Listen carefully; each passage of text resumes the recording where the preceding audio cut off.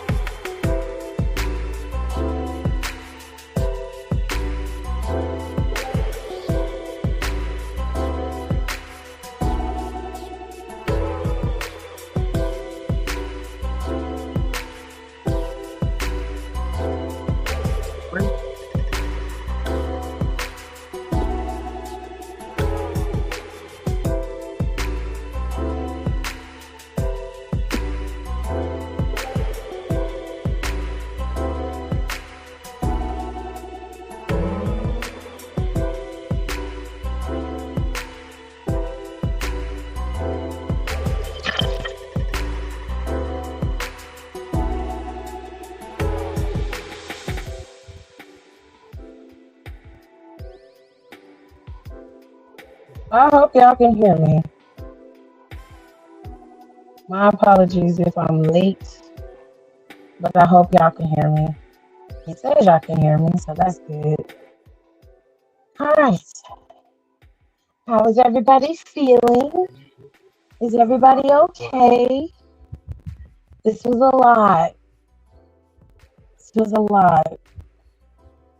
Okay, I just got done crying.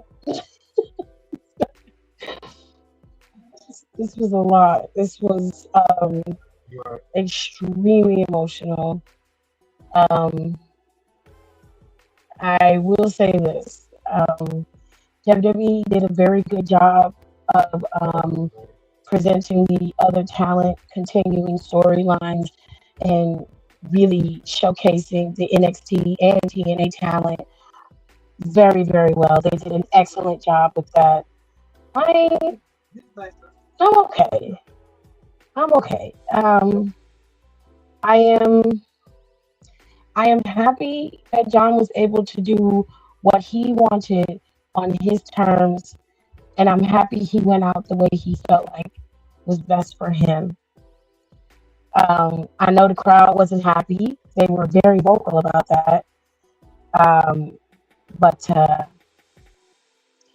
yeah, it's been a wild ride. It was a wonderful tribute to John Cena and his work ethic. The video at the end was incredible. They did an amazing job with giving him exactly what he wanted for his retirement. And it was just a great match, a great show, and just a good showcase of what WWE can do for the future. And it was just great. It was really, really good. Not you need to smoke. Oh, thank you, Alexis. I'm okay though. If I missed your phone call, it's probably because I was recording and I was still watching it. Um, yeah, I was still watching the show when you called. That's probably why I didn't get it. Yeah, I was in the middle of the show when you called, but I'm okay. Yeah, when he came out, that was when the tears began to fall. But before we get into Johnny, let's get into the rest of the show. They started off with these two, and for the most part, what they did was showcase Obafemi in the greatest way, and they also put both men over without having to suffer a pinfall. And I think that was an excellent way to end the match, and it was a good way to keep everything going. Cody got busted open. Obafemi was whooping Cody's ass. If Oba is coming to the main roster, I think he'll be there sooner rather than later. My time estimation for Obafemi is sometime around either after New Year's Evil, or it will be after Stand and Deliver by next year. I say right before WrestleMania, Obafemi will be pulled from NXT's roster and he will officially be on SmackDown. I guarantee that SmackDown will be his new home.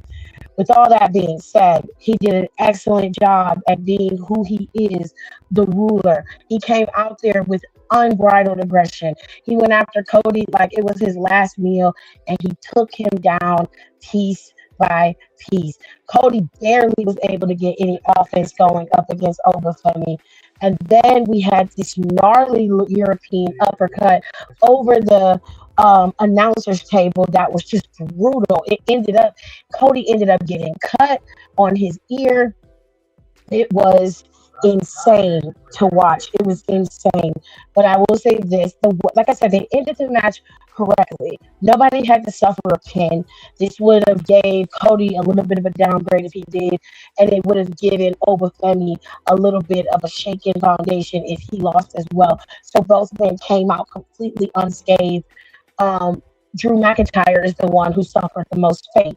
He got attacked by both Cody and Obafemi for interrupting the match and attacking Cody Rhodes. And this is how that match ended. It was an excellent way to end it.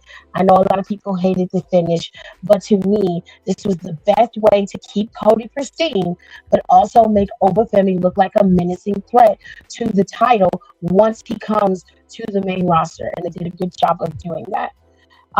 Let's get to Soul Ruka because Soul, baby, listen, if nobody does anything, when y'all clip my videos, make sure you clip this. Soul Ruka did an excellent job in this match against Bayley. Bayley is a more traditional style wrestler. There's very few high-flying pieces that Bayley is going to give you besides the elbow off the top rope. But she was able to contend with Soul Ruka. But Soul has so much offense with her gymnastics background, her agility, and her athletic ability. There was very few things that Bayley could do to combat what she was capable of. She was able to come out of that rose plant on a one-handed stand. She was able to hit Bayley with a cartwheel DDT off the top ropes. Okay, it was nuts.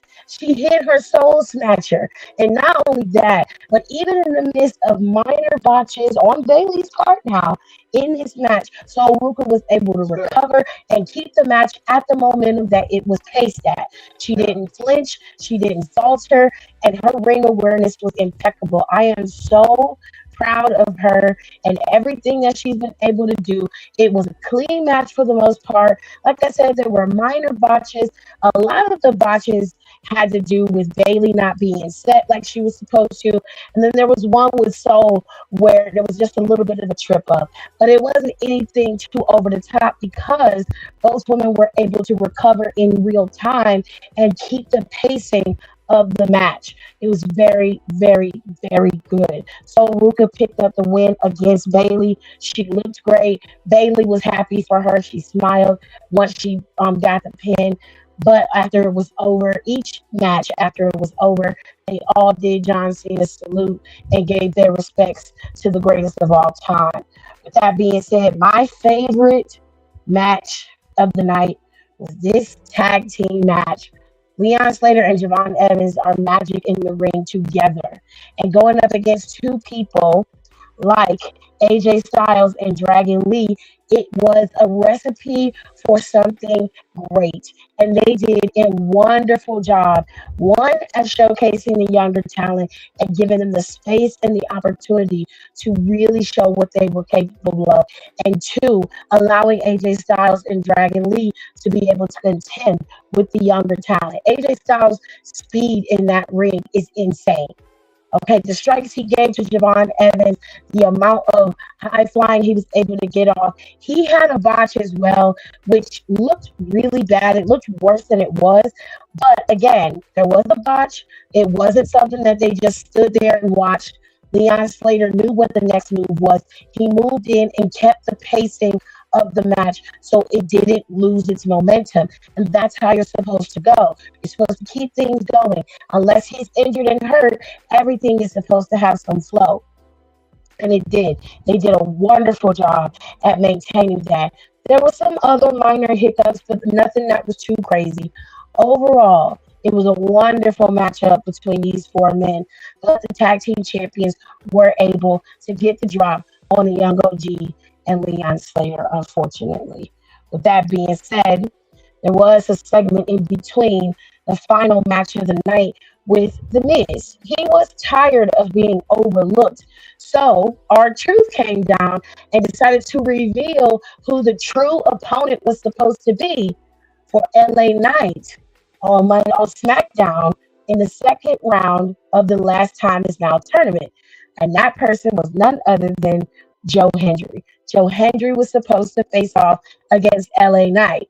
Well, instead of him facing off against LA Knight, he got to go in the ring and beat up on The Miz, who was having a temper tantrum from being removed from this final tour of John Cena's. Well, he suffered a fate that only few can say they've been able to survive, and that is a double helping of Joe Hendry and R-Truth. It was quite funny, very campy and cute, and it played on the strength of John Cena being a fun, loving guy, and I like the fact that they incorporated everything into this show. Now, a lot of people were upset, especially the fans in DC, watching this match because of John Cena actually tapping out. We know John Cena would never give up, but seeing as how it was his last match, I don't see how you could have thought that he wouldn't tap out. The smile on his face while Gunther was choking him out led to this light tap to which the match ended and Gunther walked away the victor. And everybody either was crying or they were pissed. The fans booed Triple H relentlessly. And to be fair, you can't blame Triple H for an ending that the champ or the greatest of all time wanted. Okay? So this time, let Uncle Trip Trip breathe. John Cena has left the ring the way that he wanted to leave. And that's all that matters. He left his shoes in the ring, which is tradition for most wrestlers who are able-bodied to retire. And now it's murder, she wrote. John Cena has had his final in-ring career match, and he'll never wrestle again.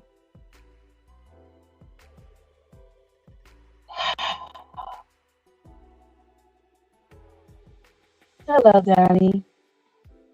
I'm okay. I'm okay. I mean, I love John Cena. I know John Cena has his faults, and I know some people are not the biggest fan of him, and I understand.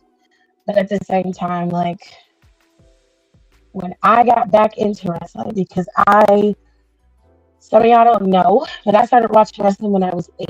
I was very young, and then around the late 90s, early 2000s, I stopped. So I'd say like 97, 98 is when I was checking out of wrestling. So I hadn't seen it. Um, and then, and then we got cable back. Yeah, I'm finished with that baby. We got cable back, and we kept it. Because sometimes when you broke, the cable go in and out, child. Some weeks you have cable, then the next month they say, well, I can't pay that bill. I'm not gonna be able to pay that. That's a luxury. So you ain't got it. Okay. So there was just a big break in between there. And then around 2002 is when I got back into wrestling. And I was able to watch it again because SmackDown came on UPN at that time, if I recall, which here in Cleveland, it was 43. They didn't move SmackDown to the CW until some years later. But SmackDown came on network television. So I didn't have to have cable to watch SmackDown. I never really got the opportunity to watch Raw because, again, we was poor. Okay. So I was watching SmackDown one night, and it was the night that Kurt Angle had said that anybody who wanted to come out and wrestle him, he would take on anybody. And that was in 2003 when John Cena showed up. And I remember seeing him come out. He looked like a call coming out. And I was like, who is this? And I just sat here and I watched. And I'm like, I see something in him. I hope that whatever it is, that he becomes great enough to stick around. Because during that time, people were getting fired left and right. Nobody was staying. There were people who were like booked and busy getting fired. So seeing him come out and have that moment, I said, okay, let's see where it goes. I kept watching, and every week he would come out and he would fight Kurt Angle, and we found ourselves rooting for him more and more and more. And as time progressed, John Cena became a bigger name. And then the Doctor of Thugonomics came about. And when the Doctor of Thugonomics came about, I was fully engulfed into John Cena by then. Um, from 2004 to the early to mid 2010s, I was a John Cena girl. I had a John Cena poster in my house at my home. I had one on the back of the door at my grandmother's house. My dad, for my birthday one year, he got me a toy belt, the spinner belt. I still have that belt. Don't I still have that belt somewhere? Yeah. Okay. I have that belt. What is it? Okay. I still have that belt somewhere. Um, I I fell in love with wrestling again because of him. So 20 some odd years later, we're sitting here watching him retire. Um, it's a little surreal for me. So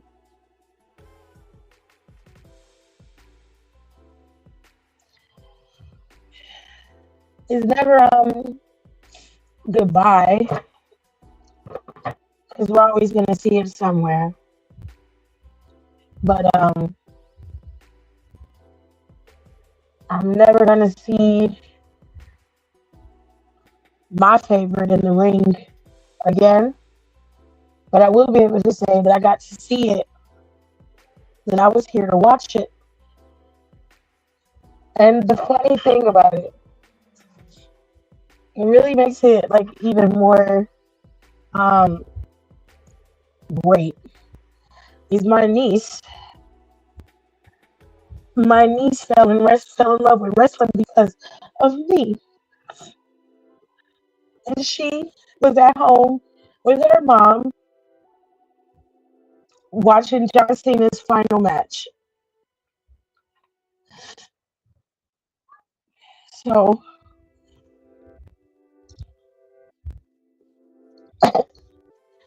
I've created another monster. So it's always gonna be a thank you Cena for me. Not to mention he follows me on Twitter, so no lie, serious. I ended up finding that shit out on a humbug. I was like, John Cena gotta be a parody account. Okay, and then I looked at it and it was legit John Cena. I said, oh, okay, that's great. Love that for me. The only thing I regret is I never got to see him wrestle live, and I didn't go on his final tour. But it's a full circle moment because it started off in 2003. I was sitting on the couch watching wrestling, and now it's 2025, and I'm still sitting down watching wrestling. So God knows. He was my favorite. He's always going to be my favorite, flaws and all. And it's just a thank you scene a moment. And I hope that with the next generation of fans who watch it, they get to watch their favorites retire too. Because I would rather you watch them retire than to wake up one day and know that they're just gone. They didn't have the opportunity to go out the way they wanted to go out, to leave their boots in the ring, to thank their fans for the hard work and the sacrifices that they did. Wrestling is our escapism. We often forget that our escapism is often presented by human beings who are heavily flawed, they're not perfect, but at the end of the day, they are entertaining us with their bodies, with their athleticism, with their time. They all have families, and that's a level of respect that we have to learn to give them at all times. So with that being said, I'm going to go. I hope that y'all enjoyed John Cena's final match, and I hope y'all enjoyed Saturday Night Main Event. There are some shows coming up within the next couple of weeks, which most of those shows for SmackDown, Raw, and for NXT, those shows are probably going to be pre-taped, so the superstars can have time off. Please, please, please watch it and enjoy wrestling. Let's just, for the last of this year, with everything going on, let's just enjoy the show and not cause any problems. We still gonna talk shit about it. We're gonna do what we always do, but we just gonna let wrestling be the escapism that it's supposed to be. If you missed it, there's an analysis up on my page currently right now talking about the Masked Man and who it could be. Now, if you prefer for a short, because you don't want to listen to me ramble for 10 minutes, I totally understand. I will put up a short in 3 minutes, a 3 minute short for you guys that will detail each person, the athleticism, and who I think it really is. I'll put that up later on tonight. And again, I haven't forgotten the rest of each episode just has to be edited again. And I have to put an intro on so you guys can see it. And then we'll move into some other stuff. But John Cena is done wrestling. That doesn't mean he's gone. He's just done wrestling. So thank you, Cena. I will see you guys next time. We'll be back on Monday with our regularly scheduled programming, all the drama and bullshit that we normally get into. We're going to get into that. And I hope y'all enjoy the rest of the year with wrestling. All right? I got to go before I start crying again. Not your zaddy, please. Please stop. I'm leaving before God say something else. Y'all have a good night. Thanks for tuning in. Don't forget to rate, comment, and subscribe for more wrestling content. Check out our merch and consider becoming a member for exclusive perks, special emojis, and members-only content.